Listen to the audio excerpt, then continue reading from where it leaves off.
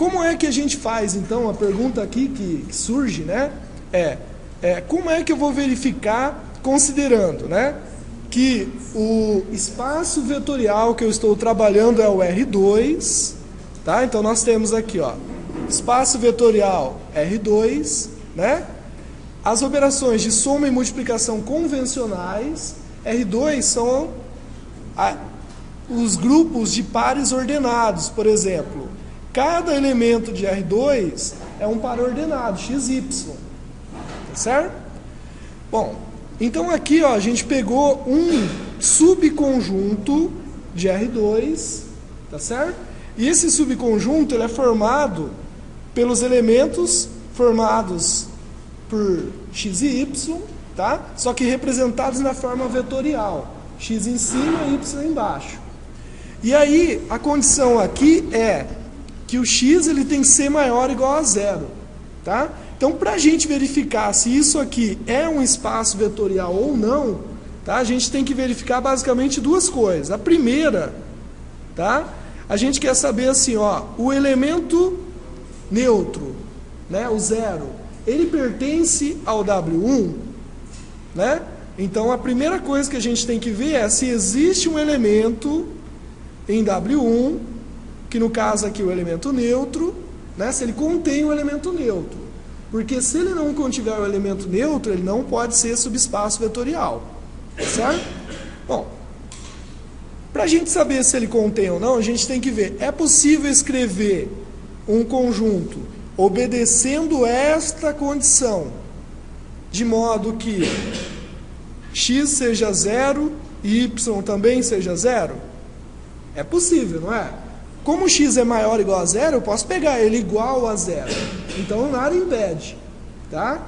Então, eu pego x igual a zero, e como o y não tem nenhuma restrição a respeito dele, então eu pego o y igual a zero também, tá? Então, daí quer dizer, o elemento neutro, ele pertence a W1, tá bom? A primeira condição, então, né, para ser subespaço vetorial, ela está satisfeita, tá? Porque o elemento neutro pertence. A segunda condição, né, é a seguinte: a gente quer ver se ele é fechado, a gente fala assim, fechado para soma e para multiplicação por escalar, tá? Então, por exemplo, o que a gente pode fazer? A gente pode verificar se ele é fechado pela multiplicação por um escalar e depois verificar, se ele for, a gente vê se ele é fechado para soma também. Tá? Isso. Nas aulas anteriores, a gente já fez isso na mesma linha. Verificava se era fechado para soma e para multiplicação por escalar. Tá? Mas pode fazer separado também. Como seria essa tal de multiplicação por escalar? Seria o seguinte, ó, se eu pegar um V, por exemplo, pertencente a W1, então,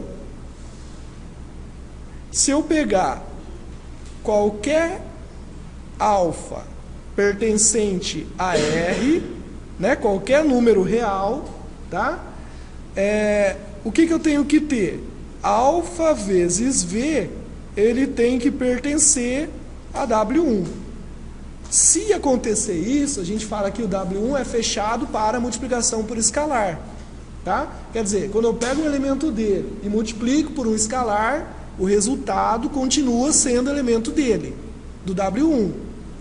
Tudo bem? Ok. Ó, então, oi? Não, esse V é um vetor, que era escrito na forma XY. Tá? O V seria um vetor.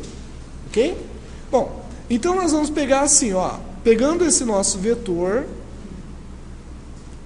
tá? A e B.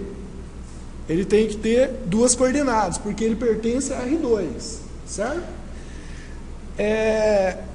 Aí o que acontece? O A, ele tem que ser maior ou igual a zero, não é? Porque como ele é elemento de W1, o de cima ele tem que ser maior ou igual a zero, certo?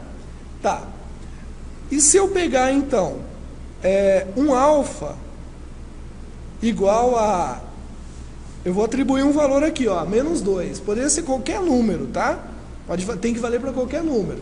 Se eu pegar alfa igual a menos 2, tá bom? Então, ó, alfa V vai ser igual a alfa vezes o elemento de V. O elemento de V não, os valores que representam V, certo?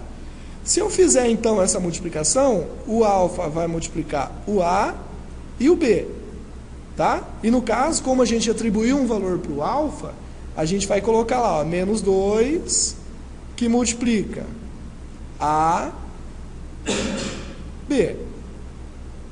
Certo? Se eu multiplico isso daqui, é multiplicação de matriz por escalar, né? Então vai ficar o quê? Menos 2A e menos 2B. Tudo bem? Bom, só que aí, o que acontece? Isso daqui não pertence a W1, tá? Por quê? Porque aqui, ó, nós temos, deixa eu colocar de outra cor. Isso não pertence a W1 porque o A é maior ou igual a 0, concorda? Porque se ele pertence a W1, é maior ou igual a 0. Só que o resultado é negativo. Tá certo? Então, quer dizer, quando eu multiplico por uma constante negativa, eu perco essa regra, essa exigência de que o primeiro elemento seja positivo. Tá? Então, quer dizer, ele não é fechado, né? O total seria negativo. Se o total é negativo, então ele não é fechado para multiplicação por escalar. Né? Então, o W1 não é qualquer alfa que eu posso pegar e multiplicar os termos dele, que o termo resultante ainda continua pertencendo a ele. Tá bom? Então, quer dizer, ele não pertence a W1. Consequentemente, qual é a conclusão? W1, né? Conclusão aqui, ó. W1 não é subespaço vetorial, não é subespaço vetorial de R2. Tá? Por que ele não é subespaço vetorial? Porque já não é fechado para soma, para multiplicação por escalar. E aí nem precisa testar se ele é fechado para soma ou não. Não é necessário.